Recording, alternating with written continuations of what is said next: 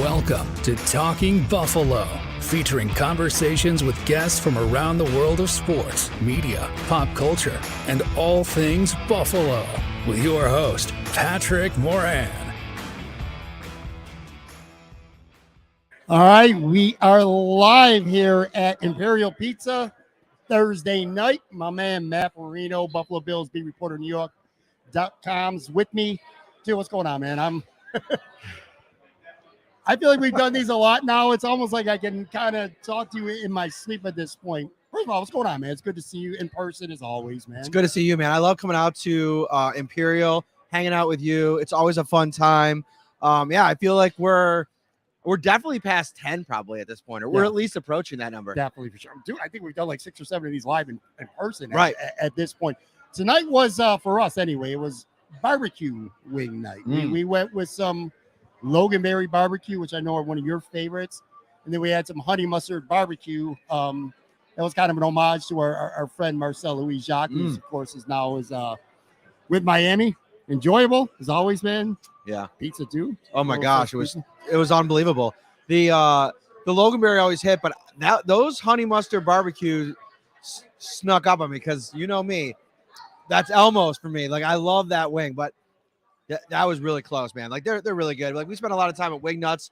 Last time we were hanging out, we were over there. Yeah. There's so many good places in town. You cannot go wrong with the elites of the elites. But man, Imperial, it has a little bit of an extra special place in my heart because that pizza, dude. There was a place back on Parker back in the day. It's closed now. It's called Milano's. Mm-hmm. It was a spinoff of Bocce or vice versa. Like they were in the same family. Matina's is like that too. Imperial too is that same style, that sweet sauce, the bread, the crust. I love Imperial, dude. You know what my favorite place about this thing is, and you brought up Wing Nuts. To me, they're two completely different types of places. The wings are two completely different types of wings. Now, of course, you and Ryan from the Shout Buffalo Football Podcast, you guys are doing some live shows there now a little more regularly, which I love those, man. You know that. But what I like about Wing Nuts and what I like about this place, and we talked about this a little bit while we were eating before the show, they're consistent. Right. Like if you like Wing Nuts, name a flavor. It doesn't even matter. Mild, which by the way, their mild is probably the only place I've ever been to where you say mild and there's still flavor to it. Yes. You know what I'm saying? But anyway, my point was at Wing Nut, if you like mild or Cajun or whatever, if you love them, you hate them, you're going to get the same type of wing every single time. My favorite thing about Imperial Pizza, same type of deal. We can get honey mustard barbecue 10 straight days, and they're going to taste the same 10 straight days. And to me, that's what separates a lot of these types of places from all the rest. There's a lot of places out there, and you know this too. They're great one time you go there. Right. And then the next time you go there, it tastes completely different. And that's what I love about this place. And Wing Nuts too, the consistency, you know? Yeah, and like honestly, like of course the wings are great, the pizza's great, but like the vibe in here is like next level. Like I love how spacious this is. You got the kind of the bar that kind of wraps around in a circle, and it's just in the heart of South Buffalo. It is the heart of South Buffalo too, man. It just feels like it, you know, when you walk in. By the way, so you might see if you're watching this on the video side, by the way, Matt's got his phone out here. I really don't need mine, but you might be checking for some potential late night. We were talking about this. Wouldn't it be something if we were doing this show live and the Bills ended up pulling off a trade for DeAndre Hopkins? Ryan Talbot texted me right before the show. He's like, you do know that this trade's happening as soon as you guys press live on this thing, because you know that's going to alter my night quite a bit once that does eventually happen, if it does. But it's been a wild 24 hours. You know, people keep asking me about, like, you know, any updates. Brandon Beane has given you all the info you need on moves like this. The Bills are going to be calling. And so if you're reading a source somewhere or a report somewhere that's sourced that comes out that says the Bills call on everybody. Like they called on Von Miller 2 different times, then they ultimately signed him. They're going to be in on DeAndre Hopkins. If the price is right, he is never going to shy away from adding good players. It should have come down to the dollars and cents. Now the deal itself for Hopkins, the way I understand it, Mike Giannetti at SpotTrack.com does a great job of laying this all out. He'll put tweets out that shows you like what it'll look like for the team trading for him. It's about $35 million in salary over the next 2 seasons. But you're probably, if you're trading for him, you're going to want to create cap space this year. You're going to convert that 2023 number. Yeah. It's going to come all the way down to 4. million. So it's doable. It's just about, all right, what are you going to be sending out to bring them in? The price seems to be falling. And if I'm Brandon Beane, I'm sitting there like, I'm sitting on my hands like, I don't have to do anything. You don't want the Chiefs to swoop in and get them, but it doesn't seem like the Chiefs financially are going to be a player in this. So you can kind of wait if you don't want to bid against yourself. It's, as a fan, it's exciting. And, I'm not going to lie. I spent half a Thursday refreshing Twitter like almost like it is like when free agency first starts. You know what I'm saying? Where you're always looking for a signing. We'll circle back to football in a second. I want to go back to these live shows that like I do and that you're doing now as well with Ryan, which again, I love when you guys do your show live. I just think this brings a different element. Like I've had you live here a couple times, a couple other spots we've done shows too. And then we've done the old StreamYard way or Zencaster before that. Those are good interviews. And obviously that's where we do the majority of our shows, both of us. But when you get a chance to, and I'm not talking about for me because I already know how I feel about it, but like when you get a chance to sit down on your show and you and Ryan are live now at Wingnuts and you bring in guests, like you had Chris Trapasso there a couple weeks ago, just having that live vibe. It's just doesn't it just feel different to you, like having that conversation with somebody in person as opposed to, looking at StreamYard or something like that? Not that there's anything wrong with that. It's just a different vibe to me. So I'm at the point now where I've been on StreamYard for so long and like, we're closing in on 400 episodes. That's a lot. Is that not wild in 3 years? It is a lot. I remember when you first started the show. Wow. I know. Wow. Now, a little bit of that is funny. I have to go back and actually catalog the thing because some of those were, we were doing these like news bulletin podcasts. Yeah, I sort of that were kind of thrown in there. So the number's not perfect. I think it's probably more closer to a little over 300, but whatever the case may be, a lot of shows on StreamYard. And I'm so used to it. It's like home base. So like, I don't ever mind doing the StreamYard thing. What I love about the live events is that it allows me to a lot of times put a face to a handle online, right? Yeah. People come out, you get the chance to spend some time with them. I have a regular listener of the show that has been out to multiple of them. He was actually here for the Stevie Johnson one that we did, Scott Moranto. Yeah. He's become a good friend of mine, right? Like we talk off to the side. Charlie's out here tonight, a good buddy of both of ours. So just the ability to kind of like, meet up with people, talk to them. And I tell people all the time, like people sometimes say, I'm a little bit shy to come out. Like, it seems like I don't want to like, I don't know, like if we've never met in person before, that's what this is for. Because guess what? At the end of the day, it's less like the interactions on social media. We're just talking Bills, hanging out, having good beers, having good wings, having good pizza at Imperial. It's a fun time. It's worth the pain in the ass it is to put these shows together live. Like I said, you know what it's like. Bringing your mics, your laptop, and all your stuff with you. It's definitely worth it. One thing that I've always liked about I'm in the market for a producer. Here comes the pitch. We can't pay a lot, but man, if somebody can start looking, because listen, we're raising the game because the in-house experience for me, not to cut you off, sorry about that. No. But the in-house experience for me is something that I'm really getting a little bit more passionate about and wanting to make it better, because one of the challenges that we have, like we get in here right now, we're doing this show. Nobody that's in this restaurant right now can hear us. No. Unless they like put it on their phone or whatever. So we're doing like a speaker setup at Wingnuts now that we're going to kind of launch at this next show. April 15th, by the way, guess who's coming on? Ooh. Little announcement, break some news here. Uh-oh. Joe Biscaglia from The Athletic. Nice. We're going to get him out. Listen, getting Joe B out for a live show took a little bit of, but I told him we were going to do a little, like not a mock draft, but I was going to bring like 4 different draft scenarios and we were going to argue and debate them. He's like, I'm in. That's all it took. So I'm excited for that. Joe B is awesome. And you're right, man. It does take a lot of work to get. I did get him one time. We did a show at Sunny Reds. Okay. And it was really cool. He actually, they had him autograph the wall afterwards. That was really cool. Yeah, I loved you. In fact, one of my highlights, nothing to do with the podcast, but of all the guests I've had, is he showed me his spreadsheets from his phone. I was like, holy shit, man. I don't think I sit next to him in the press box. Tim Graham and Joe B are right next. And it depends on the week. Sometimes they sit in different spots. So I'm either sitting next to one of them. And just the anxiety I get looking over at him, just thumbing through those spreadsheets on a game day. And like after every play, adding everybody that was on the field real quick, personnel packages, changing, changing, I'm like, dude, like my head's spinning. I can only imagine. One of the things I like about you, well, I like a lot of things about you, but one of the things that we have in common is that we were born and raised here, and not necessarily here in Imperial Pizza or Right. we were born and raised in Western New York, and went to live somewhere else for an extended period of time. I went to Florida. You went to Las Vegas. Now we're both back here. You have a good career going. I'm doing all right for myself.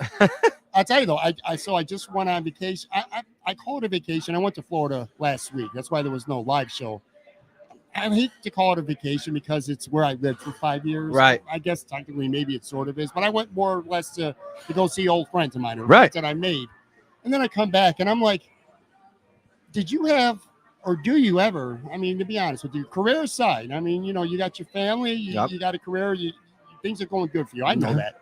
Do you still ever have those second thoughts about what life would be like had you stayed in Vegas? Or maybe you come back here and then you decided this wasn't going to be for you, and then you go back to Vegas. Have you had second thoughts like that at some point? The first 2 years, I'll be honest with you, there was a lot of that. There was a lot of, man, I miss so much about it. Like the job specifically. Like I love what I get to do, and I never complain about it, especially like the family or anything. Like there's people that got to do tough jobs that I'm never going to sit here and complain about going to talk to Josh Allen every Wednesday. You know what I mean? Right, like that's just not what I want to do.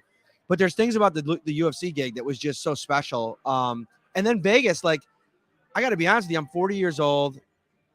I'm such a wuss, man. I hate these winters. Like, we're at this point of this. I'm going to Phoenix we made it longer. I'm going for the owners meetings. It's only 2 or 3 days. My family out there, we're going for 6 because I'm like, I got to get out of this weather. Like, just like some sunshine, some 75-degree weather. And then we get back and we'll be closer to like summer. So that part of it is definitely there. But now that I'm back this long, I don't even really ever think about it. And I actually, when the Bills played the Rams, I went out, covered the game. And then a buddy of mine that lives in California that I knew in Vegas, he moved to Cali. We met up after the Rams game, drove to Vegas and did a weekend in Vegas. Yeah. Met up with some old friends. It was a great time.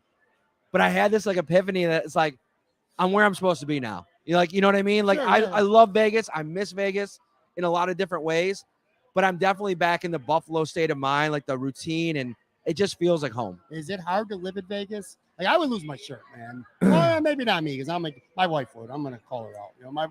My wife would lose her shirt. I'm not much of a gambler, but just that. Oh no, that lifestyle. Is there like communities in Vegas, or is it as big city feel as it certainly seems from the outside all the time? I never had a problem with gambling. As a matter of fact, I gambled a lot on football when I lived out there. I couldn't gamble on MMA, which is, I probably would have made a killing back in the day. I knew everything about that sport, the ins and outs, all of it. And then even when I left the UFC, people would hit me up all the time. Oh, what do you think about this fight? And then I started kind of sprinkling it. I still felt a little bit dirty about it because I just knew so much about it. But man, I was killing it. But now, if I try to bet a UFC event, I'm so out of the game now. I'm so out of like, I'm so much in the NFL world. It's just different. But I have a willpower for that. If I start losing money, I'm done. Like my wife, I was telling you about this before the show. Yeah. She hit 3 of 4 parlay NCAA tournament bets over the weekend last weekend. I did 2. I lost both of them. I was done. I'm a terrible gambler. You know what? It's crazy, and I hate gambling. It's so weird. Like, we could go sit at the bar right now after this show, and I could go drop $250.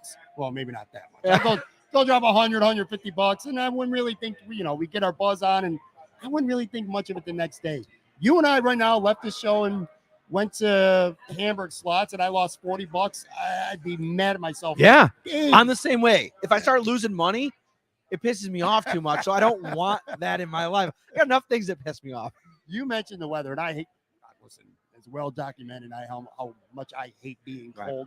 But this is the fun time of year. Like, we're getting towards the end of March here in Buffalo, right? And it's starting to happen a little bit, but you can tell the weather is going to start popping soon. Right. Like, it's going to get nice.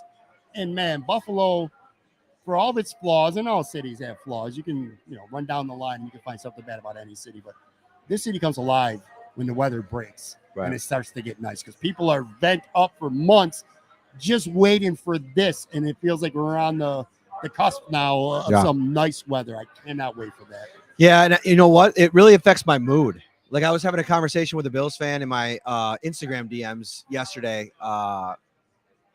Good. He's become a good buddy too, and we were talking about. He was getting on me about. He's like, I haven't seen any workout pictures. Like, sometimes on Instagram, I'll post like, the treadmill or the weights that I'm doing. Yeah. I haven't done it in a while because I got to be honest with you, I've been a little bit patchy in the gym. And I said, one of the problems I have is that I get into these doldrums of like January, February, and I just lose my motivation. And I don't want to go out in the rain and the sleet and the snow. And I'm just like, I lose it. And then we get to like end of March, early April. And I feel like it's an awakening. And I'm like crushing it 5 days a week in the gym, like eating better. I'm on my John Scott grind and everything's good in the world. But it takes me to get to that part of the calendar. Seasonal depression. Yeah. It's seasonal depression. I truly believe it's a real thing. But again, it's like, it comes alive. And it's so opposite in Florida. And I don't know how it was in Vegas weather-wise, but right now in Florida is as good as it gets. And it's going to go downhill soon because there's going to be 85, 90 degrees with humidity every day. And then it's going to rain all sporadically. You never know when it's coming. So I don't know. This is just a fun time of year to be in Buffalo. Yeah, this is the time of year in about a month where everybody in Vegas goes inside for 3 months because it's too hot. It's like 110 and you need AC and can't take the kids outside. So from a family quality of like life perspective, we wouldn't have made it in Vegas. Like it just wouldn't have worked. I mean, I did do that for high school with Shane because of football and stuff. But yeah, there's just not community. And this is look, man, I don't want to sit there and just diss Florida because there's a lot of beautiful things about Florida too. But that's one of my favorite things about Buffalo. My least favorite thing is the weather. My favorite thing is like communities, like right around here. In fact, we just had dinner, just wings now. My good friend Ryan, who had stage 4 cancer, and we were talking about this for a few minutes last fall. And he wasn't even living there at the time. He's living in Florida, literally next door to where I lived. And he's got diagnosed with stage 4 cancer. I put together, or not I, a team of us put together a GoFundMe and then B, a benefit party for him. Right. And this whole community here in South Buffalo, which by the way, shout out to Imperial Pizza because they quite literally gave 15 party pizzas for the benefit for literally nothing. They didn't have to do that. Right. Way above and beyond. But anyway, my point was people in the community that I haven't seen in a long time, everyone showed up at that benefit or everyone bought a ticket. Everyone was like, what can we donate? We had so many amazing prizes. It was crazy. Those are the things you get in Western New York and Buffalo that I feel like you're not going to get in a lot of other communities. Just the togetherness. It's like you cannot see somebody for a long time, but when the chips are down, like the community, wherever you are, Amber, Tonawanda, wherever, people rally around you. You know what I mean? That's probably my favorite thing about living here in Western New York at this point. Yeah, no, it's just a small community. You can't go anywhere and not see somebody that you know. Right. And it's like, we say that, we joke around about that in Buffalo, but it's so true. True. I was standing at school the other day, my kids, they had like some type of event at school. Oh, it was the sing off they do where all the teachers come out and they like lip sync numbers. It's really cool. It's cute for the kindergarten to 5th graders. And I'm standing in the gym afterwards and I see a kid that I played Little League baseball with like 30 years ago. And I never would have ever thought to see him again. And we just like nothing much, but like 5 minutes caught up. Yeah, how's your family? How's life? It's like that all the time in Buffalo, and you would not get that in Vegas. How long did it take from you coming back here, starting to cover the Bills? This is how I feel. Like when you first came back, not many people knew who you were. You know what I'm saying? Right. When you first started covering the Bills. Now, 5 years later, so you're at a point where it's all.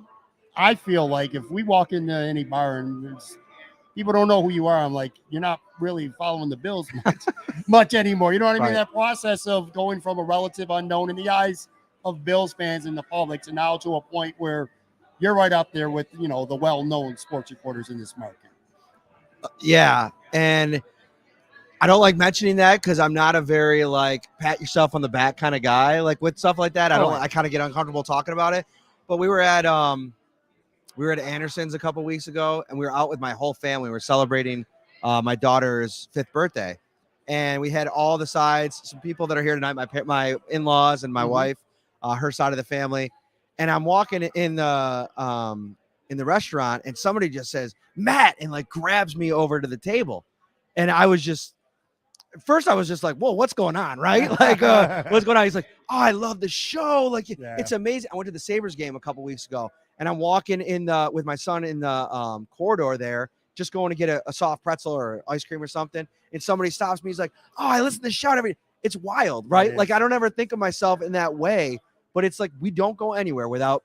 But I tell this to other people. I talk to other NFL reporters. It's not like that in other cities, and that's another part of what makes Buffalo so special. Is like the passion that they have for the team is why we're all so popular and why we interact with them. And I'm never going to get to the point in my career where I don't prioritize. I mentioned that conversation I was having in the DMs. I have hundreds of those like lined up over all the platforms that if you reach out to me and you want to talk to me about the Bills or anything else, I'm available because you're who I'm doing this for. Right. No, absolutely. And to your point too, man, this city, and I should have said that too, football is different here than Florida. That's probably the weather's the biggest obvious thing. The other thing is sports. Mm-hmm. It's so crazy. Like here, you wake up on a Sunday morning on game day. It don't matter if you go to Wegmans, you go to the drugstore, wherever you go, there's a sea of Bills gear. You go down to Florida, none like that. Now, again. Well, let me just stop you for a second. There seems to be a little bit of an uprising in Florida, and it's called the TuaNon department. Oh, we got to talk about this real quick. Did you see this the other day? No. What? I was covering Trent Sherfield's introductory press conference. Mm-hmm. Not pretty innocent. I tweet out a quote from him. Well, first of all, I tweeted out the circumstances around him signing in the Bills because Tyreek Hill reached out last week to him on social media and said, "You with us? Like, what's going on with your deal?" No response. Well, then Monday comes along and Trent Sherfield said the Miami Dolphins didn't want him back. They didn't offer him a contract. They signed Braxton Berrios. They're going in a different direction. So I tweet out all of that. Like he didn't have an invitation to come back to Miami. That was my first tweet. My second tweet was Trent Sherfield had a bunch of different options in free agency. He picked the Bills because, and this is what he said, if you want to become an elite receiver, go play with an elite quarterback. Had nothing to do with Tua. Had nothing to do with the Dolphins. Yeah. It was I was tweeting to my 65,000 followers who are Bills fans why he ended up in Buffalo, a Miami Dolphins guy that had success last year. Well, TuaNon, this group on social media, I didn't know there were that many Miami Dolphins fans that were alive. I got to say, I think that was the most viral day of my career. Yeah. In 5 years. Dude, I got a death threat. You got a death threat? I got a death threat. Jesus. And I wasn't even talking about Tua. It had nothing. It didn't even cross my mind that was like, that they were going to take that as a slight to Tua. But I was talking to Marcel about it offline to, not to put our private conversation up. And I was like, I didn't know it was this serious. Like, how do you go from A to B? I just didn't see the connection. But as soon as I noticed some of the negative replies, I quote tweeted my tweet and said, "Hey, FYI, this had nothing to do with Tua, I don't think." Like, he was just saying he had a bunch of different options and he picked the Bills because of Josh Allen, which, by the way, Josh Allen's one of the 3 best quarterbacks in the NFL. So it's not news, like breaking news. Didn't Tyreek Hill quote tweet? He quote tweeted. You had a statement from the press. And you know what he said? OMG. He didn't say this. That's what Tyreek Hill said. Yeah. He quote tweeted and said, he didn't say this. So that I quote tweeted Tyreek with the actual quote of him saying it. Because come on, I got a reputation to uphold here, Tyreek. But what I think, and I was talking to some buddies about this, I think what Hill was saying is, oh no, he didn't just say this. I think that's kind of more of what he meant. But I wasn't taking any chances, so I just put the video out there. Anything to ever spice up this rivalry to me is always it was fun. So you got your part in it. Outside of the death threat. Everything else was fun. All right, we're going to take a real quick break, come back, talk some Buffalo Bills, Matt Parrino.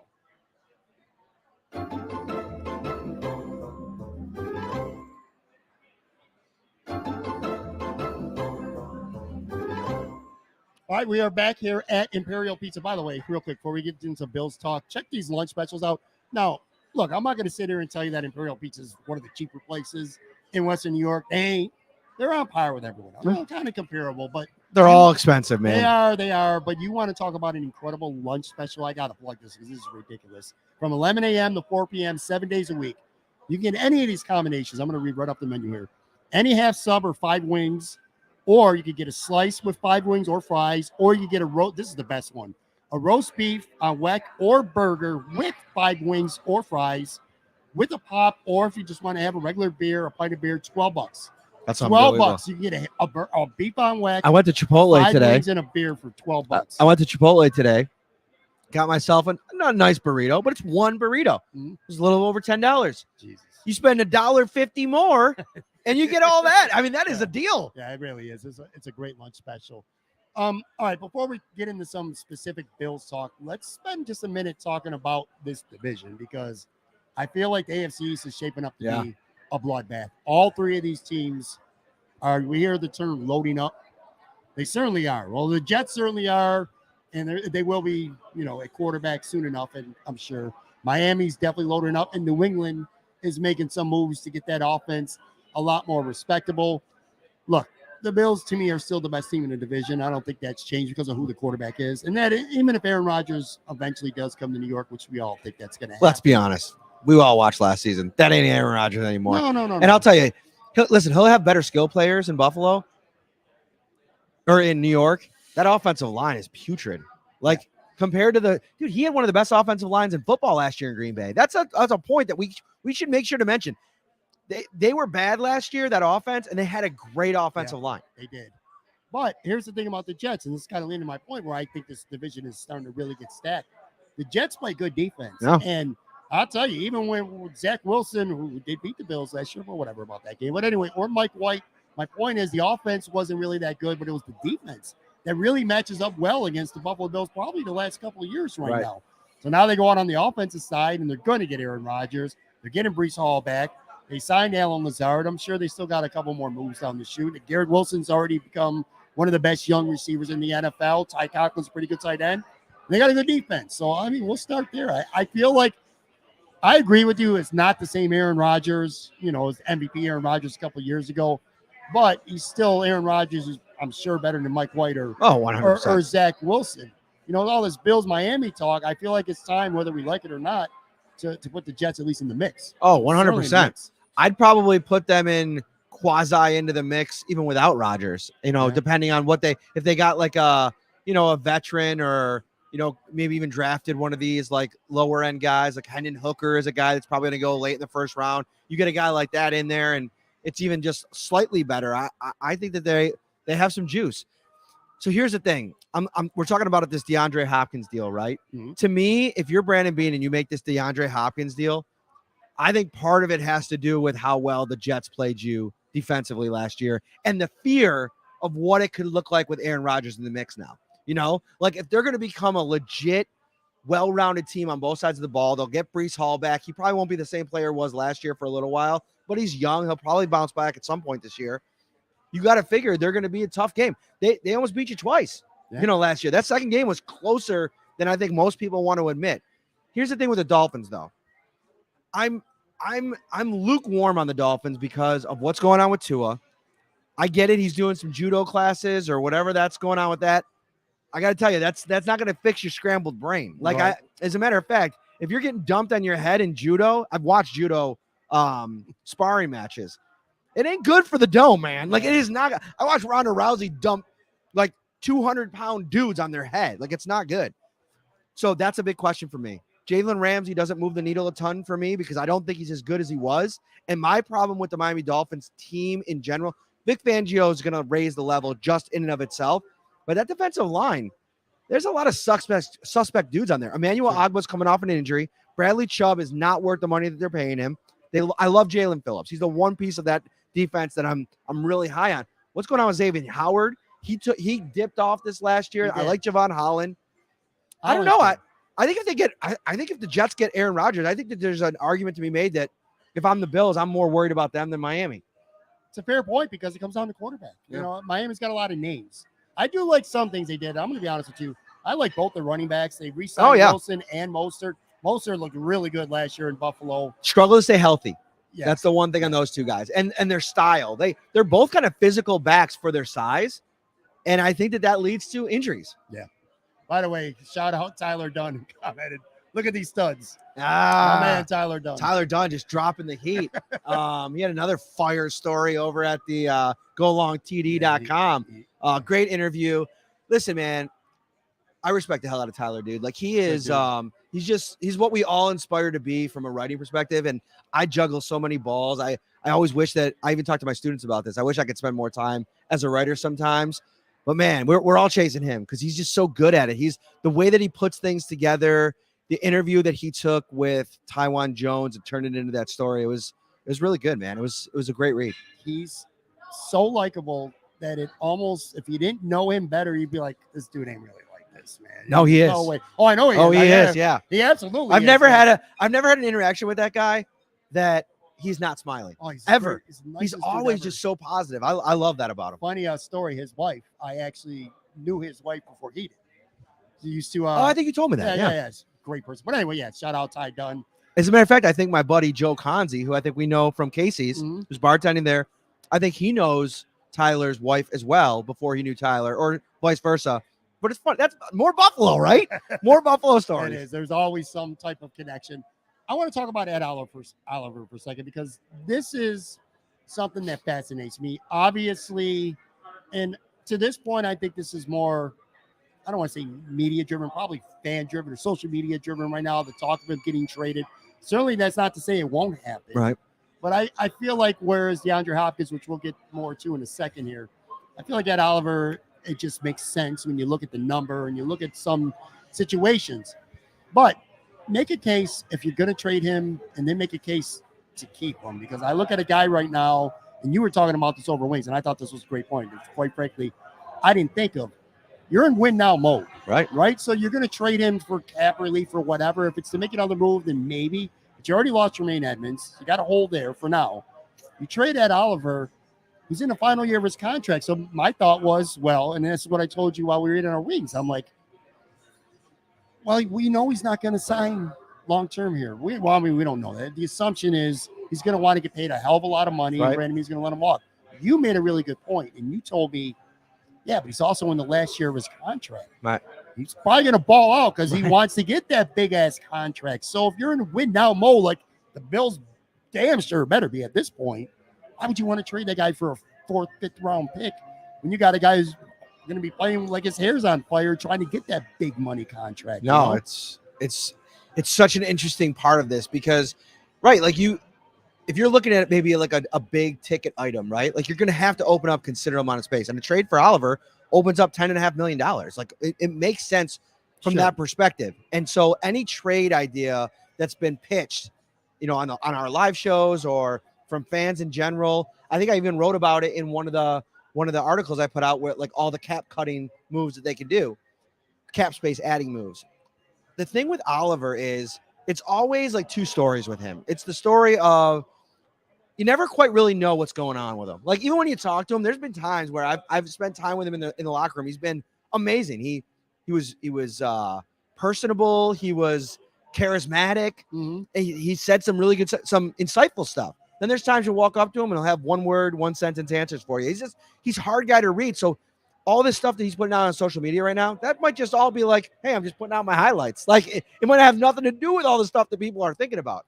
But what we were talking about before the show is if I'm Brandon Beane, I'm looking at this window and Josh Allen being at the age that he's in, we got to win this year. Who are you going to replace with Ed Oliver with on the defensive line that's going to be as good as he is? And I know you haven't had the sack numbers. The advanced metrics don't like blow your hair off back. But to our point, if he's going to come in this year and try to earn that money that he's tweeting about and he's IGing about, he's going to come in here and have a huge year. And then you can make the decision yourself. Okay, is this the guy that we drafted him to be and we're willing to pay because it's important to our defense? Or are we going to let him walk and then maybe be in a position again to get a comp pick like they're trending to right now with Edmonds walking?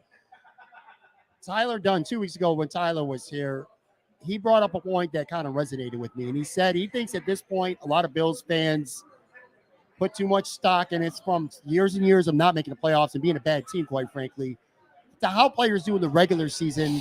And we don't judge them enough by what they do in the playoffs. And he love that take. And he cited Jermaine Edmonds as a perfect example. Last year, Jermaine Edmonds, and you know this better than anybody, you cover the guy. He's been a very polarizing figure in Buffalo for the last couple of years.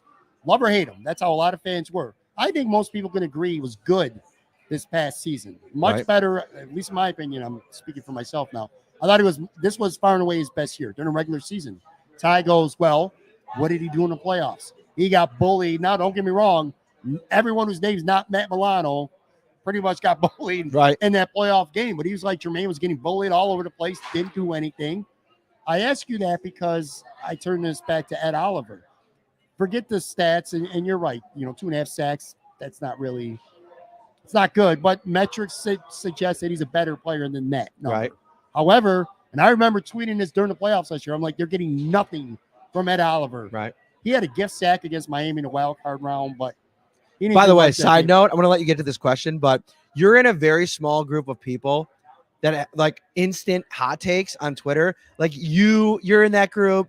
Geary's in that group. You guys bring it. I mean, I'm always like amazed at like the in the moment, like just like fire that you bring. Sometimes it's stupid though. It is. Sometimes and you got to walk some stuff yeah, back. Sometimes I say some really stupid things instead of, if I had my way, I'd rather be a little more thoughtful. Measured. Yeah, a little more measured and calculated before I put out some tweets instead of but sometimes it's a little bit therapeutic, isn't it?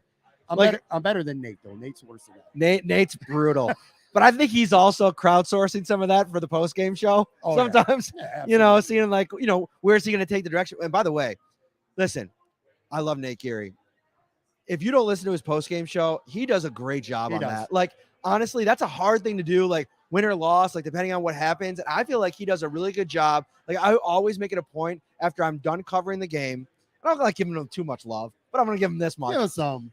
When I'm done with all of my stuff, right? I write my stories, I do my podcast, I do everything. It's become a bit of a tradition. I'm on the drive home, or if I'm going back to my hotel on the road, I'll fire up his opening monologue, whatever it ended up being, because it's available on the podcast, and I'll listen to it. He does a great job with it. It's always like he does it. He's like super entertaining and fun, and I like that. Entertaining is the word. Yeah, you're gonna be on a post game potentially for hours. You better be entertaining. I don't care if the Bills blow a team out. I don't care if they get blown out. The host better be entertaining. Yeah, nothing else. Nate is definitely. Ryan said he loves your hot takes. Ryan loves your hot takes. Ryan said that. And so, little story about Ryan too. So somebody came at the king, the line, if you come at the king, you best not miss. Mm-hmm. Somebody came at him today because he posted a story on the DeAndre Hopkins thing. I saw that. Of course, like Ryan is great at that. People want to learn about that. People want to know about it. And somebody said, "Oh, this qualifies as news." Yeah, low grade media, whatever you guys said. And Ryan texted me and he said, "I want to send this so bad." And I said, "Unleash it, unleash the beast, Ryan." And he did. He tweeted it. I was like, "I love it." I do. That was hilarious.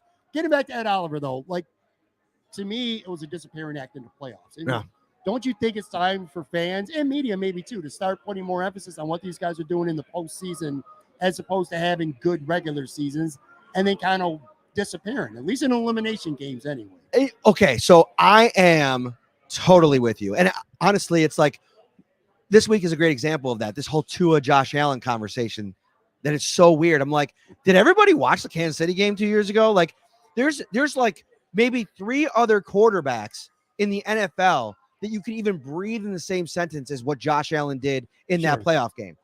I think you could this gets a little dangerous though, like with a guy like Gabe Davis, who has had some of his best moments in the playoffs. The Kansas City game, Indianapolis, they don't win that game without Gabe. If you remember, he made some sideline grabs that were clutch that kept drives going. They ended up scoring. He's had big moments in the playoffs, and I think that's one of the things that this regime looks back at and is like, they're thinking about extending him, and people are like, well, it was just a ho-hum year. He plays big in big moments. So I do think you have to value that. I think it's dangerous game to play to just say, to completely discard what people do in the regular season. But to what I probably was Tyler's point, a lot of the work that this defense has done, let's be fair, and you even saw Cole Beasley tweeting about it today when he took issue with a comment that a fan, actually my former producer, AJ. Yeah, AJ, I saw that. He made a comment about DeAndre Hopkins and how the last 2 playoff games end. He was like, Cole Beasley took issue and said, well, the Kansas City game, we scored 38 points. Still lost. Yeah, I get that point. I just think it's about how is this league trending right now, right? Like we watched the Super Bowl, right? Yeah. What happened in the Super Bowl? Both teams scored 30 points. Yeah. And both teams had really good defenses, and it didn't matter. And I think that ultimately that's why Tremaine Edmonds walked anyway, because the Bills realized that you have to spend your money and your assets on offense, or at least you think. Now they're probably going to end up drafting another edge rusher and just make us all look like idiots in a month here at 27, but we'll see. Everybody who's a Bills fan wants, well, maybe not everybody wants DeAndre Hopkins, but whether it's Hopkins, there's some people out there that want Odell Beckham Jr. You know, how important is it that they add legitimate, bona fide, if we call them 1 or 1A or 1B or whatever, that they get that piece. And from your dealings with him and covering this team now for a handful of years, do you think this is something that ultimately Brandon Beane will do? Now, who knows? Maybe something happens by the morning when most people are listening to this.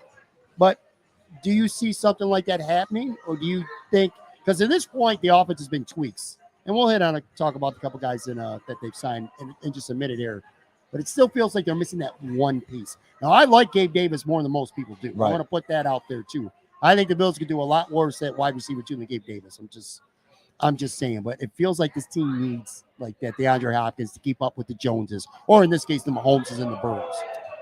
Yeah, it's interesting because I guess it's like, how do you internally assess what you saw out of Dawson Knox after you just gave him that contract extension? Mm-hmm. What are your plans for Gabe Davis? Is a move to bring in a DeAndre Hopkins the removal of Gabriel Davis from this offense, or is it in addition to? And now you have this three-headed monster, kind of like Cincinnati has. You also have to evaluate the DeAndre Hopkins thing is tough.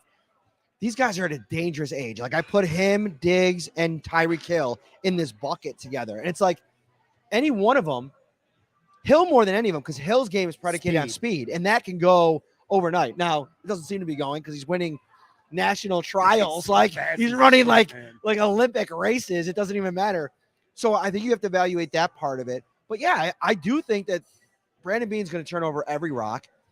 It comes down to the assessment of the offense and what they need. If they go out and they get DeAndre Hopkins, part of me thinks also it's not just about what this is going to look like with Diggs and Davis and this collection. It's Diggs has been healthy as hell. Yeah. What happens if Diggs goes down? Like, you need somebody that can step into that one role. And I don't know if we're there yet with Gabriel Davis, are we? No. And it's funny. Somebody pointed that out to me on Twitter. I don't remember who it was, but I thought it was a really good point because I was talking up the Deontay Hardy signing and the Trent Sheffield signing a little bit.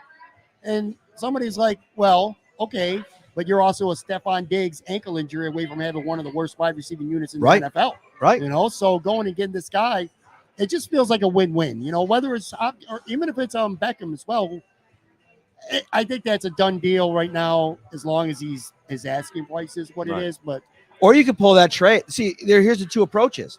What's the Philadelphia Eagles model? They went out and they traded for A.J. Brown. That's their Stephon Diggs, right? Then they went and they drafted in the first round Devonta Smith. Yeah.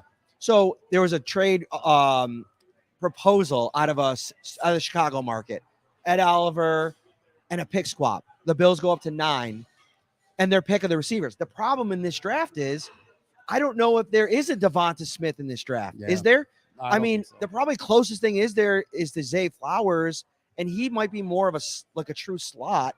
Jackson Smith and Jigma, the same thing. I don't know if there's a player worth going up for, and I think DeAndre Hopkins, and why I'd be okay with it as long as the price is right.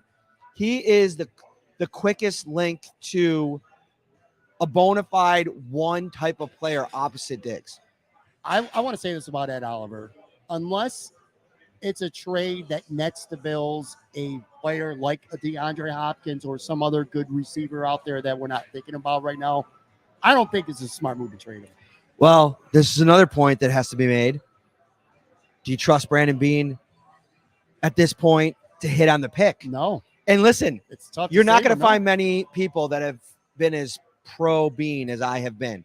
I think he's completely changed he's to me equally responsible for the culture change with the players that he's brought in the draft. Like there is a real, like a guy like Tommy Sweeney is a great example, right? Mm-hmm. Goes and signs with the Giants. They're not signing him because they think he's going to be in the mix at tight end. They have that Bellinger kid. They traded for Waller. Yep. They're getting Sweeney because he's a locker room guy. He's a culture guy. He's a guy that everybody in the room, no matter who you are, gravitates towards. They're buddies with. I remember him coming by and just jabbing Gabe Davis in the field house one day. He's doing a stand-up press conference, and Gabe Davis looks back at him. He's like, all right, Tom, like go back in the locker room, do your thing. And it's like the rapport that he has with everybody on that team, like guys around this league, like decision makers covet those players. And so I think Beane does a great job at that. But if you look at his track record in the first round, and to your point and what you mentioned on Tremaine Edmonds, kind of falling off in the playoffs, Ed Oliver in big games, where has he been? Right. Outside of Josh Allen, Greg Rousseau is probably the closest thing to a hit in the first round, and I wouldn't call him a star in any way. I agree. End of the day, I don't. If the Bills were to trade Ed Oliver, I don't think they're going to get good value for him. Like that rumored or proposed Chicago trade. Chicago's not giving up 18 draft I'm not doing spots that to go get because Ed you got to Oliver. pay Oliver without the knowledge that he's going to turn into the guy that you need him to be. Right, and seeing Chicago go all the way from 9 down to 25 for a player who's only under contract for one more year, who's got a big cap hit. Like I'm saying, value-wise, I think, and you kind of sold me on this when we had our wings before the show. It's like, I think Ed Oliver will play like his ass is on fire this year because he needs to if he wants to get that ridiculous contract. I don't think it's going to come from Buffalo, whether he plays well or not. I don't know. We'll see. Talk about switching on the offensive side of the ball again real quick here. Ultimately, we'll see if the Bills land Hopkins or Beckham or Jerry Jeudy or one of those. Before you get into this, how many minutes were we going to go? How many minutes? We still have 14 minutes in the edit before an hour. All right, so for people watching or listening. No, because I'm looking at your sheet here. Oh, no, I'm going to skip it. This is something else I was going to read. But I tell Matt this, and he made fun of me. But you're accurate. I always tell Matt, I'm like, oh, we're going to be under an hour. We're going to be under an hour. Literally never, ever, ever, ever. No, because we're buds, dude. We just start talking and like going off on tangents. It's a good time. But I can't pick up the phone and talk to my wife for more than 8 minutes on the phone before I'm like, all right, that's enough. But just quickly, the offensive additions to this point, while we wait to see what happens with a prime wide receiver. You had Deontay Hardy, you had Trent Sheffield, you had a guard in Connor McGovern. They signed Devin Edwards as well on Thursday. These seem like tweaks and minor upgrades over what they had. And maybe I shouldn't say the word minor because maybe they are more than minor, like better fits. It's like they're tweaking up this offense where if worse comes to worse and they can't land a Hopkins. How do you feel about this offense as it stands right now? And let's assume that they try to add a DeAndre Hopkins and they can't, or a Beckham and they can't, or a Jeudy and they can't. And they got to run with this offense and maybe a draft pick. Well, Edwards and McGovern are their answer for the failed experiment that was Roger Saffold. Yeah, for sure. Younger, quicker feet. They're not like explosive athletes, right? But they know their job. Edwards specifically, he was actually talking a little bit today in his press conference about the year 1 to year 2 jump that Saffold was going on and on about at the end of the season. He's like, this offensive line is going to look completely different once these guys have a chance 8 months to go back and learn all the stuff that Cromer's been teaching. They're going to understand the philosophies better of how to approach the techniques and execute them. Edwards is going to be able to come in and help teach him. Literally, he credits Cromer for the player that he is in this league. So adding that in the mix, I love that. And I think if you can, between him, Bates, and McGovern, if you can find 2 reliable guys, and then the guy that doesn't win the job is that first off the bench, the problem is tackle. And I don't know how much you want to talk about the draft, but like I'm really starting to move towards the Bills should be aggressive to find a tackle. And there's a couple of them. Like there's I think there's a Tennessee kid, obviously Paris Johnson, I think out of Ohio State. Matthew Bergeron of Syracuse. He killed it last week, and some people are talking about him maybe as a first rounder now. I took him in the second round of my first mock draft, Bergeron, and I'm starting to think he might not be there at pick 59. And I think you just like if you're Brandon Beane, aren't you sitting there saying like, yeah, I've said all the right things about Spencer Brown, but I'm backing myself up. And oh, by the way, I love Deion Dawkins. I mean, we gave him we voted on him for the Good Guy Award for the media. Yep. There's not many people I'm going to say more glowing things about, but I think if he was being honest with you and you had a conversation with you, he said his game took a step back last year. They're paying him a lot of money, $14 million to be the franchise left tackle. I don't know. What if his future's in at guard? You got to start giving numbers. And I don't think just Tommy Doyle and coming off of that injury, 5th round draft pick, and David Quessenberry are enough. I really hope David Quessenberry was an insurance signing, meaning like if we go to the draft, like the Greg Van Roten, right? If you can't, if you make the team, great. Yeah, if we can't get what we need out of this draft for whatever reason, then we got a veteran who might be that swing tackle. Right. I'm not done with Spencer Brown by any means. No, but I also am nowhere near, and I'm sure Brandon Beane knows more than I do, but I'm nowhere near as high on Spencer Brown than Brandon Beane is, although he did have some fair points about the injury and missing time. And he's young. He was raw coming in. He didn't play football his senior year. And dude, I think Rousseau doesn't get enough credit for how good he's been in the NFL, considering he took a year off of football. That's got to screw them up a little bit. Like, I'm way more patient on Brown, but that doesn't mean that Brandon Beane gets to be. He has to be aggressive. He has to go and make sure that his plans have backups and then backups for the backups. When it comes to the Bills right now, ultimately, I do want to read. I'm only going to read part of this. This is a tweet from Michael Florio, not. Oh, I like Florio, him. Yeah. Not from Pro Football Talk, from Fantasy Football Serious. This is really critical to the Bills. This is from January. I've been waiting for the right moment or person to ask about this, and I'll fly through some of it because again, we are. I remember it was a thread, right? It was a thread, yeah. And I'll just read a chunk of it. He says they can out-talent teams in the regular season, and Josh Allen is a unicorn who can play hero ball and save the day most of the time. But if he has an off game, his team has no shot at beating an actual good team. The roster is very flawed, and now it's aging with the salary cap. Take Allen off this team, I'm not sure they're a 500 team. Turnovers have been an issue. That's to be expected when Allen is asked to do too much or to put up Mahomes-Burrow stats with the arm while also being the team's RB1. It's a ton to ask of any player, especially with the play calling. Last paragraph I'll read here. The approach in building this team needs to change. It can't be invested in the defense, and Allen will carry the offense every game. If McDermott, and at the time Frazier was still here, can't figure it out with so much invested, it needs to change gears.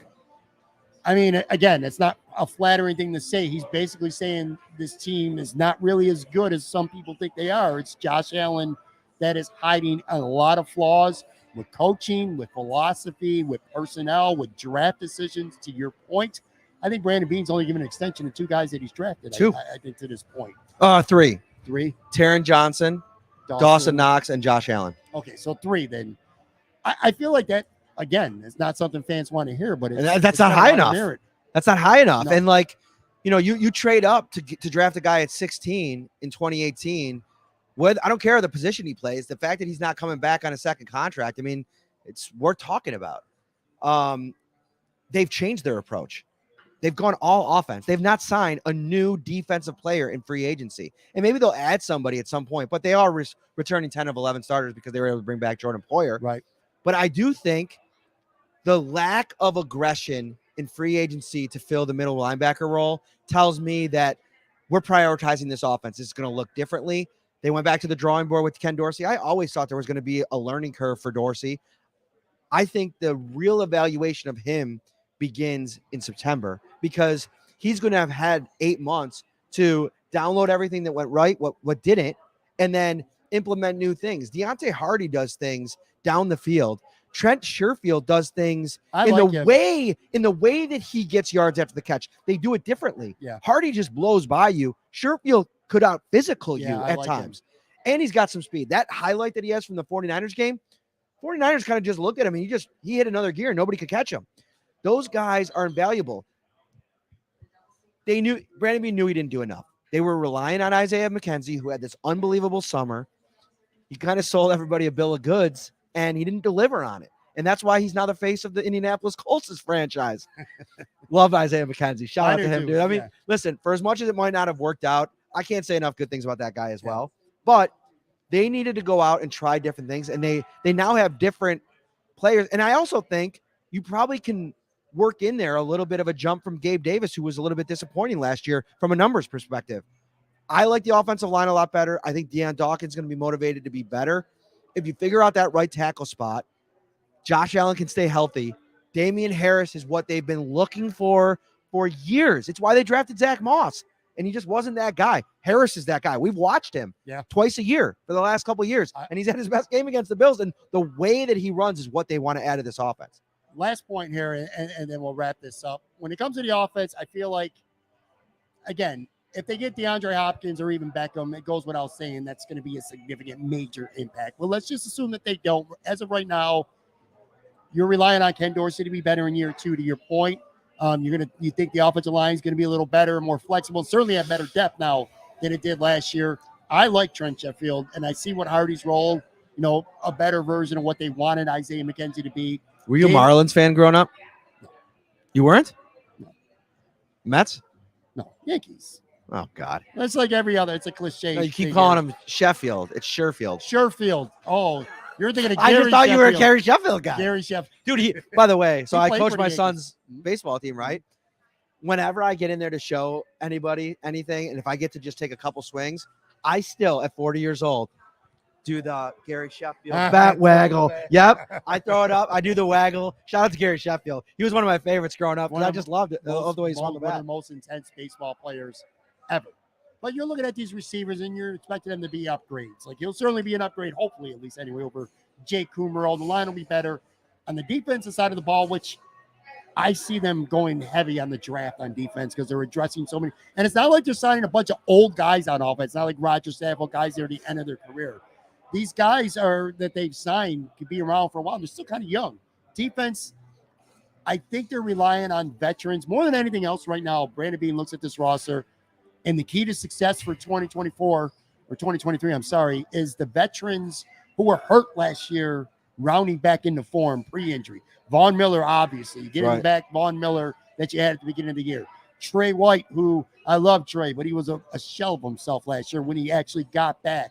Him working hard and getting back to what he was pre-ACL, one of the best corners in the NFL. Micah Hyde pretty much missed all last year, minus a game and some change. He'll be back.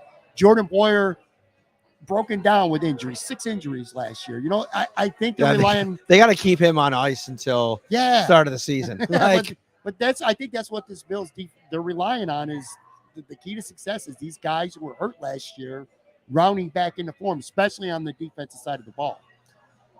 I mean, they were all healthy without Vaughn in the Chiefs game 2 years ago, right? Yeah. I mean, it's going to come down to the offense. And I think that they have enough playmakers on defense. And to your point, having Hyde back, if they could stay healthy, having White be like the guy that he was. Although people don't talk a lot about this.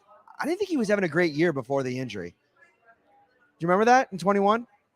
He wasn't the all-pro version of himself in 2021. And who knows? Maybe that was just like a one-off year type of thing. We'll see if it looks different. And I think he's motivated. I think he's probably heard some of the whispers. You know, Micah Hyde's talked about it on Good Morning Football about don't count out Trey White. So I'd imagine he comes back and he's really good. But I think offensively, they have to know who they are. They have to establish that before they break minicamp. And then they have to execute it into training camp and then into the season. And then you got to have a buy-in. There's work to do on the Stephon Diggs front. Is anybody listening to this guy over the last 2 weeks, 2 months?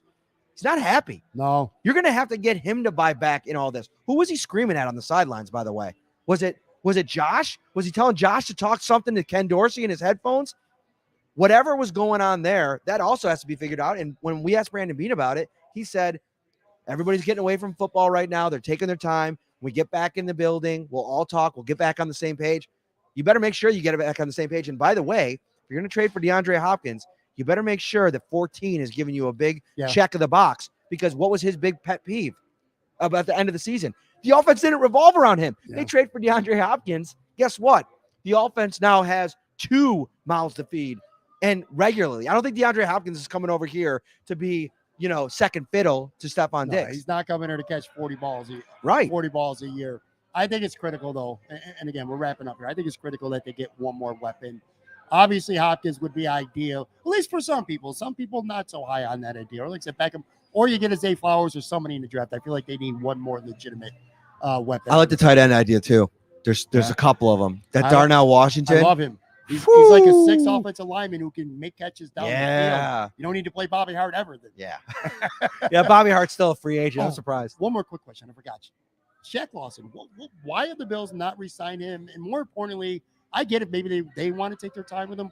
Why is this guy not generating interest around the league? Because I liked what I saw from him. I thought he was maybe the second best defensive lineman on this team last year. Yeah, but it's the same problem that he had before. He's limited as a pass rusher. Yeah. Like, he doesn't bring enough juice off the edge.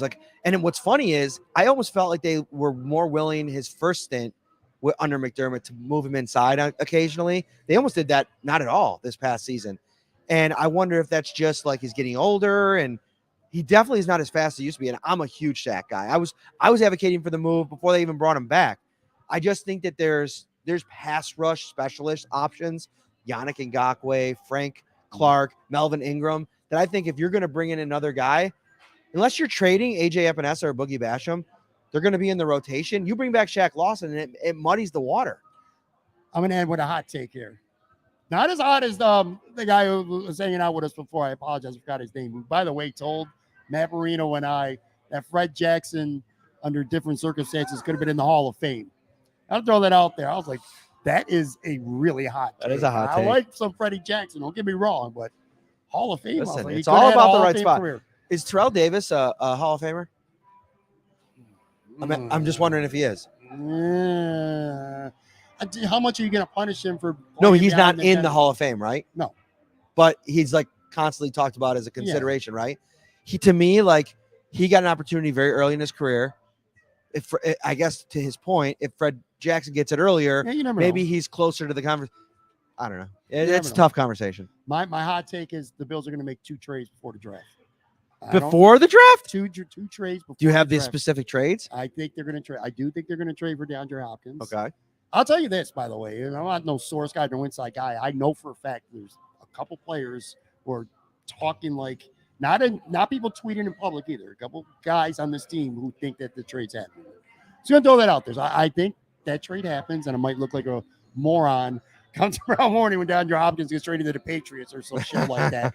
But I think that's going to be one, and I think a defensive lineman is going to get traded. I don't know if it's going to be Oliver. It might be Boogie Basham. It might be A.J. Epinesa. I think the Bills are going to make 2 trades for the draft, and I don't think they're going to sign another prominent free agent because as of right now, they can get a 3rd-round comp because of the Jermaine Evans. So basically signing a DJ Chark at wide receiver is going to cost you a 3rd-round pick. And at this point, Chark is overkill. Like, they got Sherfield, they got Hardy. They still have Shakir. And they still have Gabe Davis. Khalil Shakir, I think at this point, Chark becomes overkill. I missed it by a minute and 30-something seconds. I told Matt we're going to be under an hour. I lied. On that note, though, we are going to wrap this up here live from Imperial Pizza. Matt Parrino, make sure you follow him on Twitter at Matt Parrino. Add to his, he only got 65,000 followers. It's almost like nobody even knows who you are at this point. I got 100K to go before I catch Sal. So, and by the time I get there, he'll probably be at 250. So, and make sure you check out Shout Buffalo Football Podcast with him and Ryan multiple times per week and live shows now at Wing Nuts. A great place for wings as well. I'm a little bit partial. I'm not going to lie to you to Imperial here. I'm a big fan of Wing Nuts as well. The owners of Wing Nuts are awesome. My good buddies Chris and AJ. We talk wings all the time. They're wing fans like everybody else. Like there's so many good wing places in Buffalo. It's awesome. All right, guys. Talk to you soon.